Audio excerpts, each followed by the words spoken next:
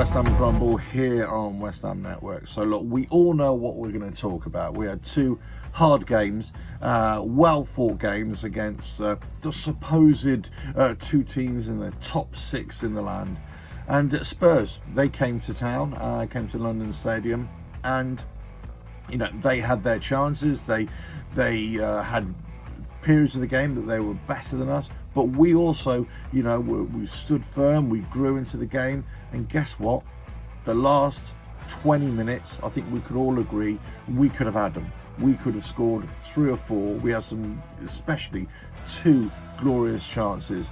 Yeah, another day, you know, a bit more bedding in, a bit more cohesion in the team. You know, we could have really, you know, got those goals. But look, came away with a draw. I was happy with it in terms of how we performed, especially the last sort of second half, and especially the last 20 minutes. We didn't give up. We went, kept on after them. And, you know, we had some decent performances from our lads. And also, you know, so the new arrivals, you know, they made a show. I was surprised with Moyes giving Paqueta a feature, you know, without him even training with us. So I was really surprised with that. And yeah, he fluffed his lines a little bit, but he had glimpses of doing all right as well. So I was happy with that. You know, but the rest of the team, I thought they played well. I think we're still not 100% absolutely right, and we're starting to grow into it. So I thought we were unlucky. And you know, Dave Moyes afterwards, I think, you know, he could be right to be a little bit upset, well, disappointed, I suppose is the better word, that we didn't get more goals. And you know, that, yeah, we conceded, but we didn't get more goals. And you know, I think it's unlucky. It was an unlucky goal that we conceded. Yeah, there's a bit of pressure on them, and you know, and the ball coming across 6-yard box, well, that can go anywhere. And unluckily for us, it went in the back of the net there. But I think, you know, we held our own, we took the game to them, and so we definitely could have won. So for me, you know, that's a real positive. So some decent results before the Chelsea game. Okay, let's get on to the Chelsea game, shall we? Chelsea game, you know, I thought for the first half, we were definitely there. They had their moments, but, you know, they were kind of dominating it. You know, I mean, God knows how many corners they had. But we were holding them back. We were doing really well in defence. Then, you know, second half came out. I thought we were playing a lot better. I thought we were, you know, taking it to them as well. We weren't just sitting back. Then we scored, and it was great. All was well in the world. Then they equalised, and again, I thought that was a sloppy goal.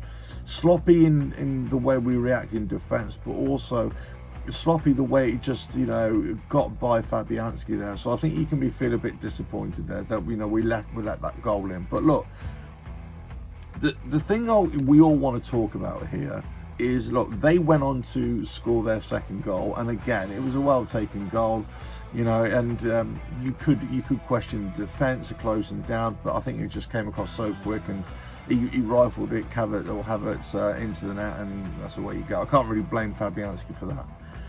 But there were quite a few occasions in the second half where there were incidents in the box, or a ball went out of play, you know, behind the goal, and you know, the decision went the wrong way. The actual highlights, or what, you know, on TV afterwards, you could see that it was clearly a West Ham ball. You know, it should have been a corner or something like that, but it's given away. So you think, well, okay, the highlights are showing this, or you know, the instant replay is showing this, but VAR is not showing this. So the thing is, you know, where is VAR being used properly? I'm not saying how it is being used. I'm saying, where is it being used? Because let's just say that the opposition, in the case of Chelsea, they got awarded a corner when it shouldn't have been a corner, right? It clearly came off their player. Now, let's just say that they score. They score off that because of an incorrect decision. Now, VAR is right there, and they could pick that up. So instantly they could say no to the referee. No, that's an obvious error there, obvious error.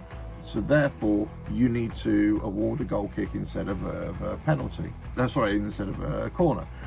And this happens all the time. We watch games, whether you're at the stadiums or whether you're watching highlights or whether you're watching Match of the Day or whatever it is, right? Whether you're watching it live on TV. The fact of the matter is that there's so many instances where an instant replay will show something that either did or it didn't happen and VAR not picking it up. Or there's a passage of play where something now grotesquely has happened. And this is what I mean. I'm not just talking about the obvious errors that VAR fails to see. I'm talking about whole passages of play where VAR is not being utilised properly. So, how can we even have a chance of VAR even working when the people controlling VAR are going to make such huge monumental errors here? And Saturday and Sunday for this week, but certainly Saturday, there were such huge errors on lots of games. And VAR failed to pick it up, failed to act accordingly. And the referees then going to the little TV screen, failed to act accordingly. So look, you could say that we shouldn't have let in 2 goals. We should have kept it at 1-0. Yes, there's lots of ifs and buts. The way Chelsea came back at us, the way we're trying to hold them at bay, that maybe we should have, gone at them a little bit more. And it's not as if at West Ham, were sort of capitulated and, folded under pressure. No, we were still going for it. Cornet got, before they took the lead, Cornet, hit the post with a header. You could argue that he should have done better, but look, that's by the by. But they scored, but we didn't fold. We went at them again. And the thing is here, that if a referee and, other fans, let's say, and referees cannot see that when the ball came in to Mendy and he fluffed his lines, and he did it in the first half against, the goal, he fluffed his lines, and then he is faking injury. I agree totally with Moyes here, that he's faking injury. He's pretending that he's been impeded. He's pretending that he's been touched or kicked or whatever. Then not only is he letting himself down, but he's cheating. He's definitely cheating. And also the referees are allowing this to happen. They're allowing, players or goalkeepers to play act just to get it. And it's, David Moyes was asked afterwards, well, what about if your own players do it, West Ham players do it, how do you react? And yeah, look, he conceded that he doesn't like it, he doesn't want it, and he doesn't want the players and West Ham players to act, because I certainly don't now. If I see one of our players do that kind of thing, I will be pissed off as well, and I would tell them right there and then. And I think many West Ham fans, most West Ham fans would agree, the play acting is no good, even if it's for tactical advantage. No, I'm not having it. I'm not having that bullshit. In our team, in our club. But like David Moyes, I concede that it happens. I concede that it does happen from time to time. And if we get an advantage here where maybe we shouldn't, okay, that's what it is. But when it's blatant, that a keeper has made an error, he's palmed the ball away, and he's made the error, and then a Bowen is trying to step over him, and his trailing foot, yes, does touch his elbow area. It's only touches his elbow. Are you telling me that all of a sudden he has to roll around in agony, and then the goal, which is a well-taken goal, is then discounted for that? Because that was after. It didn't affect the passage of play at all. We can all see it.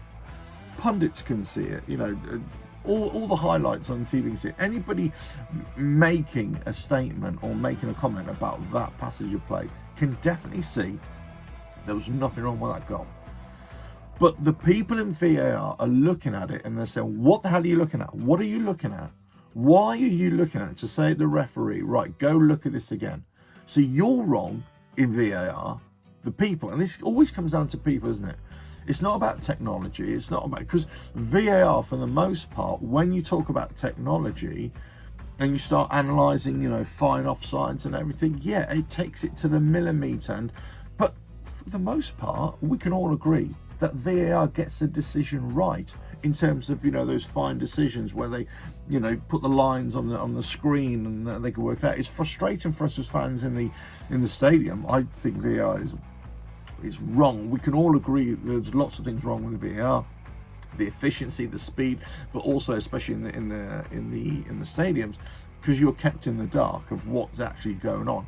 If you're watching on TV, yeah, you get the TV companies who are showing, you know, all the angles and everything, so you get a much better relationship with VR. But in stadiums, you don't. We all know that this is an old story, right?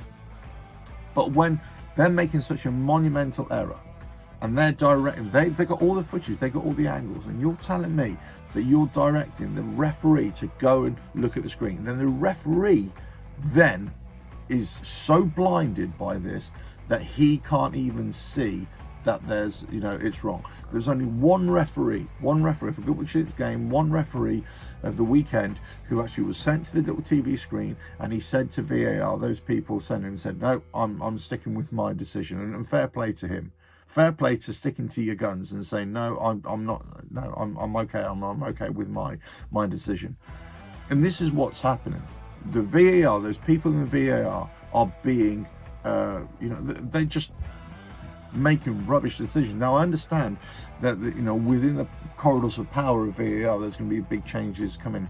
The lead referee is stepping down, and there's a transition period where there's a new referee. I think it's Howard Webb is coming over, but there are massive decisions, because it's not the technology, it's not the system, it's the people making the decisions, their interpretation, and what's happening. And you're telling me that goal. Now, this is where we can be really agreed.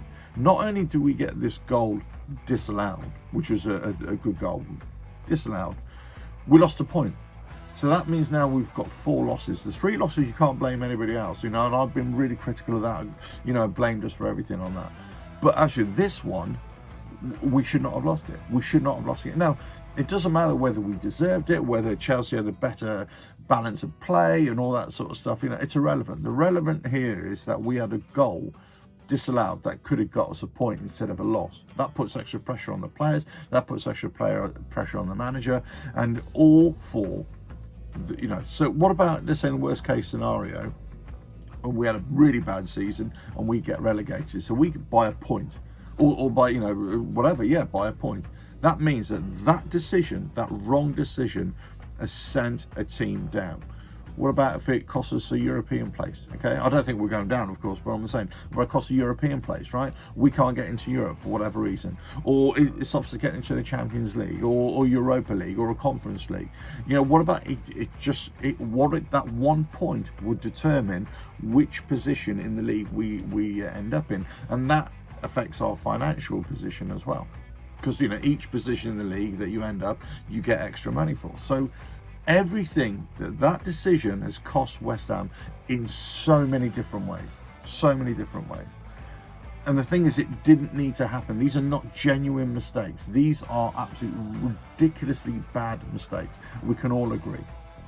So no matter what I think about West Ham, you know, the way they've been playing, I think we've been getting better. I think some of the new players coming on are finding their feet slowly. I think Paqueta was okay. I didn't think it was, you know, brilliant. I thought Emerson had a couple of nice little parts. I want to see Scamacca come back as well. I hope he gets well. I mean, yeah, that seems a bit weird why he's ill for so long, but there we go. You know, so hopefully he'll get back. I thought Antonio's been playing well. Obviously got a goal. You know, Rice have been, you know, better. Souček had a better little flurry as well. But I think, obviously he got the goal the other day, but, you know, I think we're just getting better, and I think something like this certainly held us back. Let us know your thoughts, because, you know, I'm livid. I'm livid by what I've seen. I've livid by not only how it's affected us, but how VAR decisions have affected other teams. And every fan can bemoan VAR at times, but we all know that it can work as well. It's just the way it's been used and the interpretations, and it always comes down to it. It's people's interpretations of it. And if you're interpreting that as a goal that should be disallowed, then you obviously do not understand the rules. You do not understand how football is played. And this is incredible to me. How can you not understand this when you are involved in football?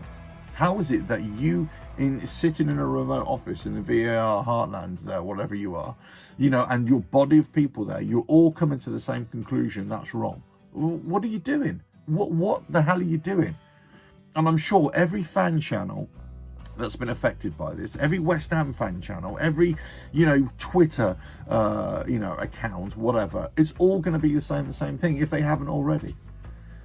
So what does this mean? This means that there's got to be a groundswell of opinion, not only from punditry, not only from, people within the game, but also with fans to actually say, hold on a minute, this is just wrong now.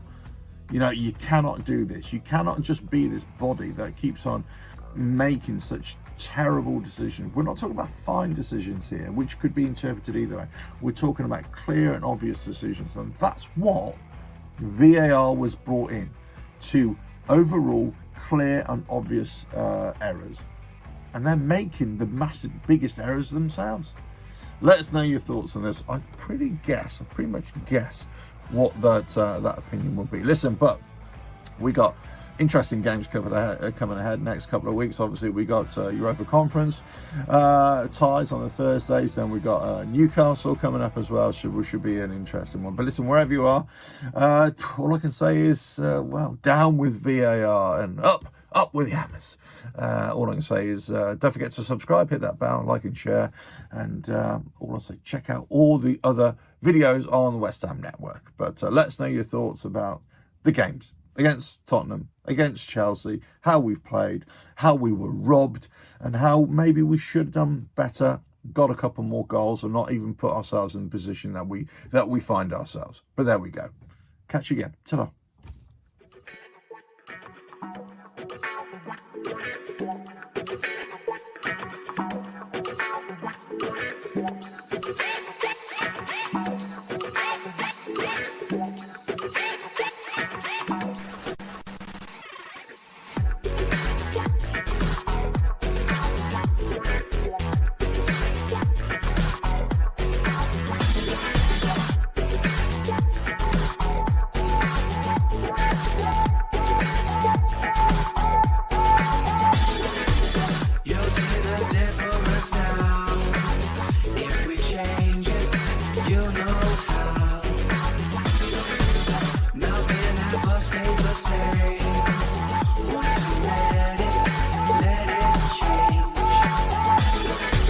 It's like a family tree, all of you.